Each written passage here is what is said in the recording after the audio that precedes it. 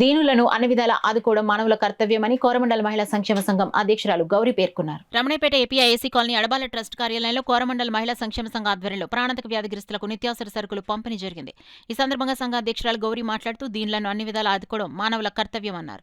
మన భారతీయ సంస్కృతిలో దానగుణానికి ఉత్తమ స్థానం ఉందన్నారు. ఆ దిశగా తమ మహిళా సంక్షేమ సంఘం ఆధ్వర్యంలో ప్రతి నెల నిత్యావసర సరుకులు అందిస్తున్నట్లు తెలిపారు. ఆధ్యాత్మికవేత్త డాక్టర్ శిరీష మాట్లాడుతూ సమాజానికి ఏదైనా సేవ చేయాలనే సంకల్పంతో కోరమండల్ మహిళా సంక్షేమ సంఘ సభ్యులు పలు సేవా కార్యక్రమాలు నిర్వహించడం అభినందనీయమన్నారు. కార్యక్రమంలో సంఘ కార్యదర్శి మల్లేశ్వరి, సభ్యురాలు లక్ష్మీ సృజన, మోహిని కుమారి, మాజీ సర్పంచ్ అడబాల రత్నప్రసాద్, చింతపల్లి సుబ్బారావు తదితరులు పాల్గొన్నారు.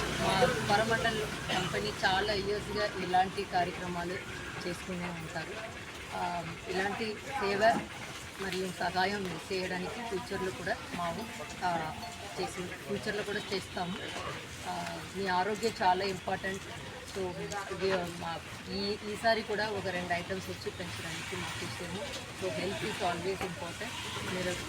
మీరు బాగా హెల్త్ చూసుకుంటేనే మీ కుటుంబం బాగా ఉంటారు, ఆనందంగా ఉంటుంది.